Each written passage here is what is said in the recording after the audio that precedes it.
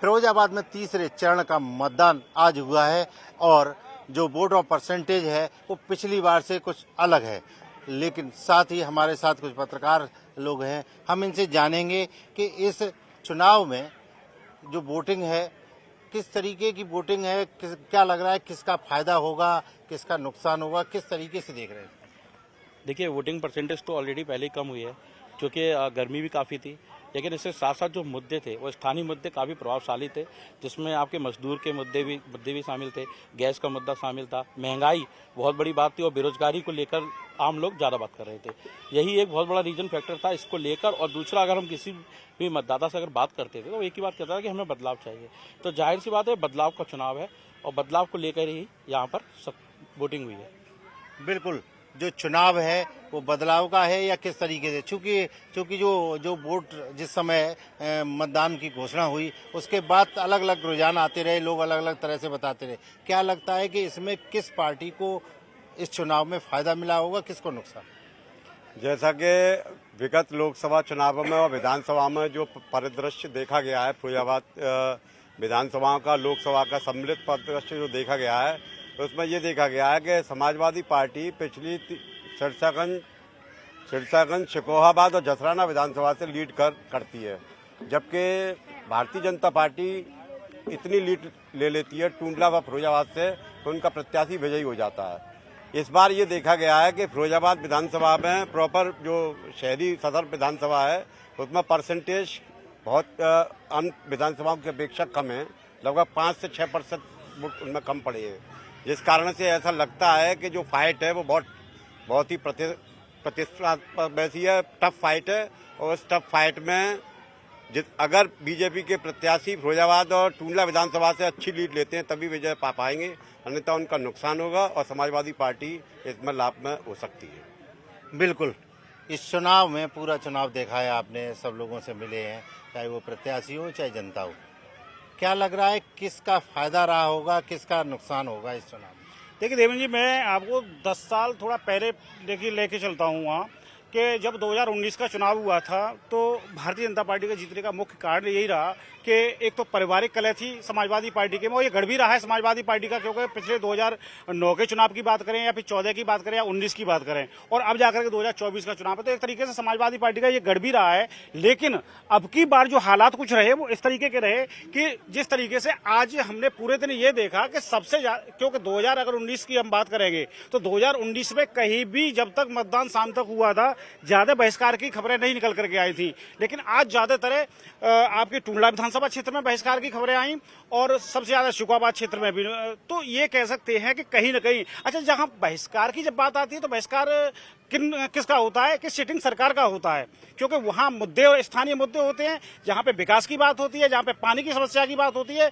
लेकिन दूसरी तरफ अगर हम शहरी क्षेत्र में आकर के बात करें तो शहरी क्षेत्र में क्या है कि एक फैक्टर मोदी और योगी का कहीं ना कहीं वो भी जरूर देखने को मिला है, क्योंकि जितना भी युवा वोटर था और जिसमें महिलाएं सम्मिलित थी उन्होंने एक सुरक्षा, महिला सुरक्षा का जो मेन मुद्दा होता था उसको लेकर के वोट दिया। लेकिन अगर ग्रामीण क्षेत्रों की जहां पे विरोध हुआ उसको कहीं ना कहीं ये खामियाजा आगामी समय में लोगों को भुगतना पड़ेगा। और सबसे बड़ी बात यह भी रही कि एक अहंकारी भावना भी फिरोजाबाद में जो यहाँ पे सिटिंग जो लोग हैं, चाहे वो प्रतिनिधि हो या जिलाध्यक्ष हो या भाजपा के अन्य कोई ऐसे कार्यकर्ता हो, एक जो घमंड की भावना, जो घमंडिया शब्द कहते हैं, उसकी भी भावना कहीं ना कहीं साफ देखने को मिली है, जिसको लेकर के हमारा पिछले 2 महीने से जो लोगों के बीच में रुझान चल रहा था, वोटरों से बातचीत हो रही थी, लोगों से बातचीत हो रही थी, तो ये काफी चीजें निकल करके आई हैं जिसका कहीं ना कहीं ये वोट ऑफ परसेंट पे भी असर पड़ा है। क्योंकि जो वोट ऑफ परसेंट पड़ा है अब की बात जो 56.27% रहा वो यादव वोट पूरा रहा है, जिसमें लगभग मुस्लिम वोट तो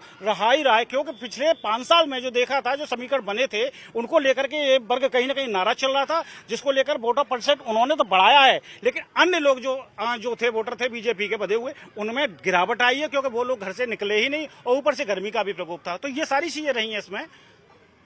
बिल्कुल, क्या लगता है किसका फायदा रहा होगा, चूंकि इस पूरे चुनाव में आरोप प्रत्यारोप के दौर चले, क्या लगता है किसका फायदा होगा किस पार्टी को?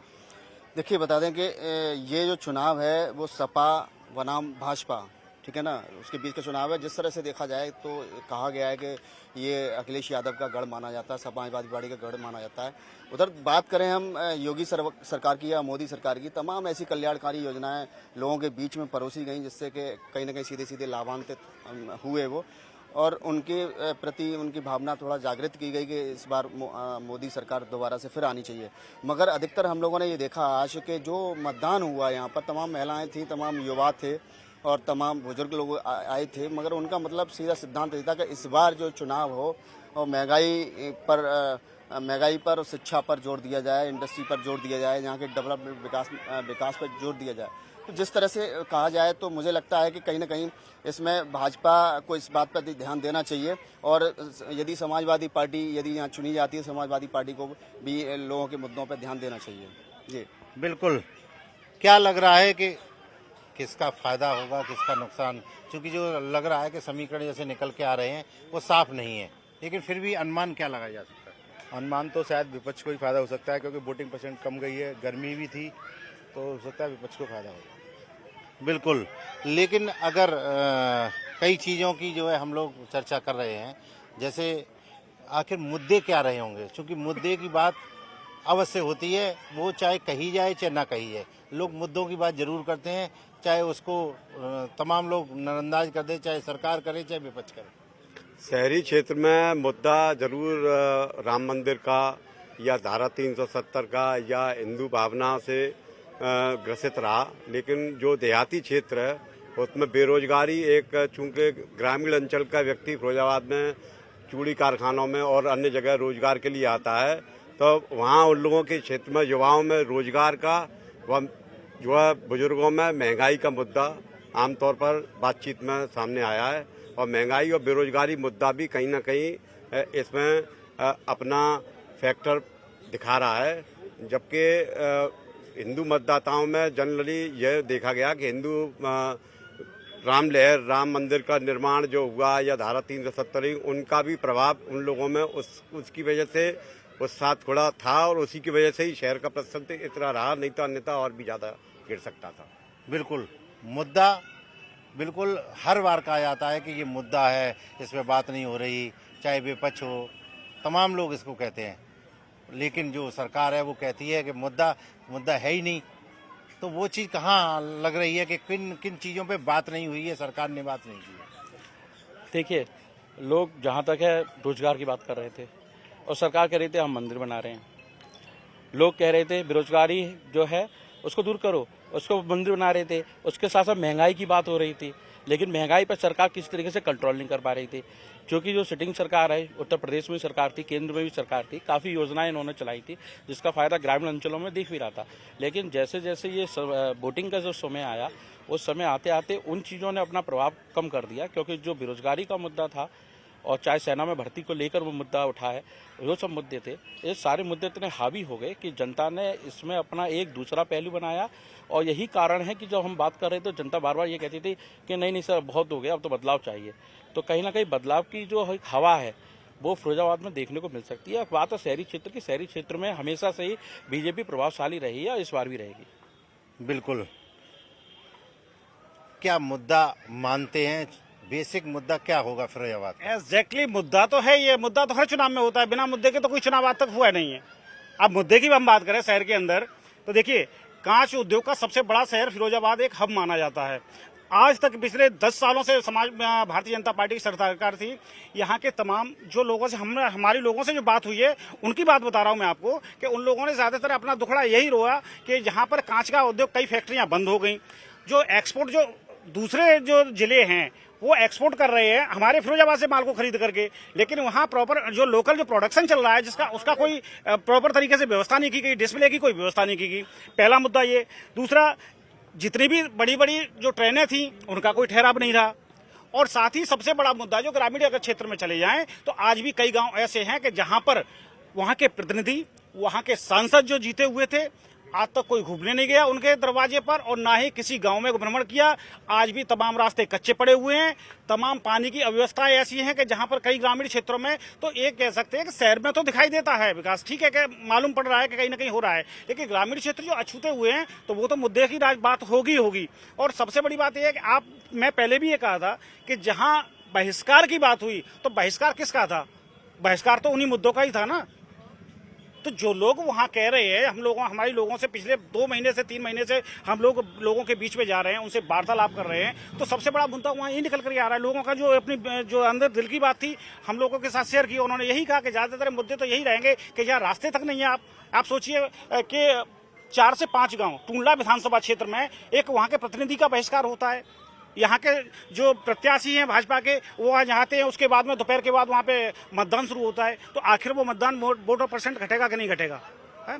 बाकी बात में अगर शुकाबाद क्षेत्र में चले जाओ तो शुकाबाद क्षेत्र में तो शुकाबाद में तो हम मानते हैं चलो सपा का विधायक था, वहां जाए या न जाए इतना कोई फर्क नहीं पड़ता, लेकिन वहां सांसद जो था बीजेपी का, उस सांसद को तो कम से कम जाना चाहिए था। फिरोजाबाद में आप लोकल सांसद हैं, वहां नहीं जा रहे लोगों के बीच में, तो स्वाभाविक बात है कि इस चीज का फर्क पड़ेगा। बिल्कुल, सरकार तमाम दावे कर रही है, तमाम दावे किए भी हैं।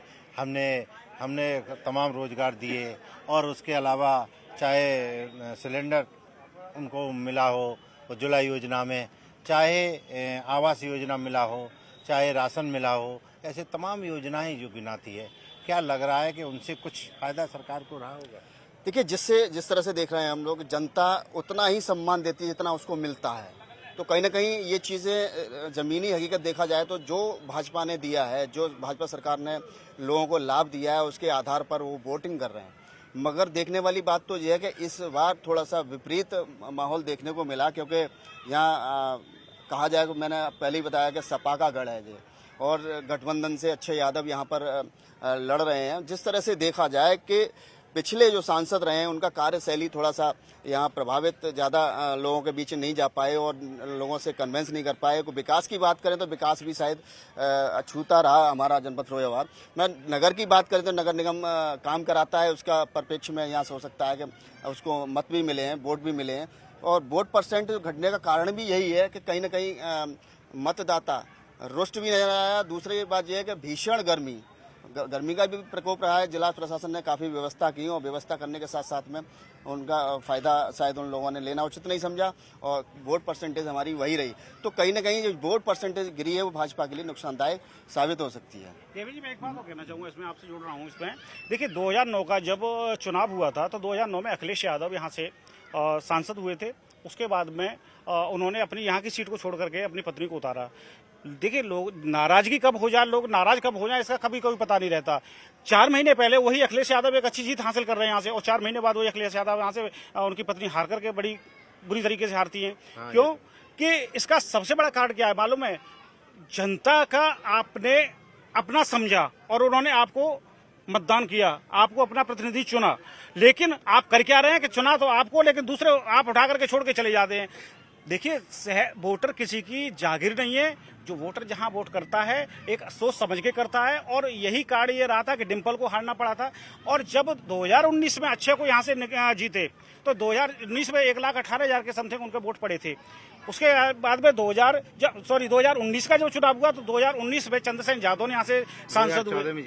2014 में अच्छे जीते थे और 2019 में हारे थे। तो जो चंद्रसेन यादव का जो जीत का आंकड़ा रहा था वो लगभग 28,000। आपको तो इतनी मेहनत करनी चाहिए थी कि जो आंकड़ा जो जीत का थोड़ा कम था उसको और बढ़ाते और क्षेत्रों में लोगों के बीच जाते, तो कम से कम आपकी सरकार थी 10 साल, तो लोगों का भी फायदा मिलता है, बीजेपी को फायदा मिलता है। बीजेपी को इसको कितना फायदा माने, चूंकि योजनाएं बहुत चलाई। सरकार के पास एक लंबी फहरिस्त है जो कहते हैं आवास दिया हमने, राशन हमने दिया, उज्ज्वला हमने दिया, 5 लाख का उसका कार्ड हमने बनाया, कई योजनाएं दी। योजनाओं का लाभ मिलने के कारण ही विधानसभा में, मेयर के चुनाव में और बाकी चुनावों में लगातार बीजेपी जीत दर्ज कर रही है। लेकिन आदमी ये देखता है कि हर चुनाव एक ही मुद्दे पर नहीं लगातार जीता जा सकता, उसमें कहीं ना कहीं कई और मुद्दे भी शामिल होते हैं, और अगर वो मुद्दे हावी हो जाते हैं तो पिछले मुद्दे नीरस बन जाते हैं। इसी वजह से जो उन मुद्दों पर 2022 का चुनाव हुआ था मेयर का चुनाव हुआ, ये सब इन्हीं मुद्दों पर लड़े गए और इन्हीं नगरीय क्षेत्र में क्योंकि ये चुनाव हुए और विधानसभा के चुनाव हुए, उनमें इसका लाभ उठाया प्रदेश सरकार ने उठाया। अब केंद्र सरकार की जो भी योजनाएं हैं उनका चूंकि दो टर्म से सरकार पहले से थी और ये हैट्रिक की तरफ जाने की सोच के साथ आगे बढ़ रही थी, तो इस हैट्रिक में वो 10 साल उन्हीं योजनाओं का लाभ 10 साल के 2 बार के चुनावों में वो ले चुके हैं। अब तीसरी बार के चुनाव में कहीं ना कहीं आदमी उस चीज को तौलता तो है ही कि इसका मुझे कितना लाभ मिला है और मुझे कितना इसका उनको रिटर्न देना है। रिटर्न उतना जितना इन लोगों ने अपेक्षा की थी, मुझे लगता है उतना रिटर्न लोगों को उन योजनाओं का अब मिल नहीं पा रहा। बिल्कुल मिल नहीं पा रहा। लेकिन साफ तौर से ये भी है, जो समाजवादी पार्टी पे आरोप हमेशा से लगे हैं कि उनकी खुली गुंडई थी, तमाम उनके ऊपर आरोप लगे हैं। तो लेकिन इस तरीके का आरोप बीजेपी के ऊपर नहीं था, तो कहीं ना कहीं, लेकिन चूंकि इन्होंने जो विकास कार्य कराए थे उनकी लंबी फेहरिस्त है। क्या कैसे देखेंगे इन दोनों चीज़ों को? देखिए, बहुत अंतर है। जहाँ पे अगर हम गुंडई की बात करते हैं कि समाजवादी पार्टी पे काफ़ी आरोप थे, ये सही बात है, क्योंकि समाजवादी पार्टी में जिस तरीके से गुंडागर्दी देखने को मिलती थी उससे आम जनता भयभीत थी। यही कारण था कि योगी जी को 2 बार यहाँ पे शासन मिल गया। लेकिन उसके बाद जो केंद्र की सरकार का चुनाव है वो पूरे देश का एक मुद्दा बन जाता है। सुरक्षा व्यवस्था का जब भी योगी जी आए उन्होंने साफ तौर पर कहा कि आप देखो गुंडे जेल में हैं, लेकिन गुंडे जेल में हैं लोगों को पता चला। इसके साथ साथ लोग चाहते हैं कि उनकी बेरोजगारी दूर हो। भाई, जो घर में राशन नहीं आएगा तो वो क्या करेंगे, इस चीज़ को लेकर वो अहम मुद्दा बना रहे थे। लेकिन वो सही बात कही हमारे साथी पत्रकार ने भी कि जो पुराने मुद्दे होते हैं उन मुद्दों पे आप ज़्यादा दिन तक नहीं चल सकते। आपको कुछ नई योजनाएं ऐसी सुरक्षा का मुद्दा तो हमेशा रहा है और हमेशा से हमेशा अपनी जगह बना रहेगा। बिल्कुल उस पर ही बात होगी। सुरक्षा का मुद्दा हमेशा रहेगा कि सुरक्षा एक बहुत जरूरी चीज़ है। व्यापारी अगर यहाँ पे काम कर रहा है और उसको सुरक्षा नहीं मिलेगी तो यहाँ पे व्यापार नहीं कर पाएगा, जिससे आर्थिक स्थिति और खराब होगी। नहीं, इस मुद्दे पे तो कहीं ना कहीं सरकार का फायदा था। बिल्कुल फायदा था। इस मुद्दे को फायदा उनको मिलेगा भी। जो आज ये थोड़ी फाइट में बीजेपी यहाँ पे कर रही है वो इसी कारण से कर पा रही है क्योंकि उनकी कुछ योजनाएं अच्छी हैं और साथ साथ गुंडागर्दी और जो पूरे तमाम जो लगाम लगा रखा है उन्होंने शासन के जरिए, वो उसका फायदा सीधे सीधे बीजेपी को मिलता हुआ नजर आता है। लेकिन जो और मुद्दे हैं वो मुद्दे कहीं ना कहीं इस वक्त हावी हो रहे हैं इन सब के ऊपर। बिल्कुल, राज्य सरकार का जो सबसे बड़ा जो कहना है योगी आदित्यनाथ का कि हमने सुरक्षा को लेकर तमाम इंतजाम किए हैं और वो दिख भी रहे हैं, लोग उसको मान भी रहे हैं। लेकिन उसके अलावा केंद्र सरकार तमाम योजनाओं की बात करती है, लेकिन विपक्ष उन योजनाओं को खराब बताकर और उनको केवल दिखावा बताकर उनको खारिज कर रहा है। लोगों की दोनों की बात समझ में आती है, लेकिन क्या होगा ये तो 4 तारीख को पता चलेगा कि फिरोजाबाद का कौन सांसद इस जनता ने चुना और तभी पता चल पाएगा कि आखिर कौन फिरोजाबाद का सांसद बना। फिरोजाबाद से देवेंद्र चौहान, न्यूज़ 18।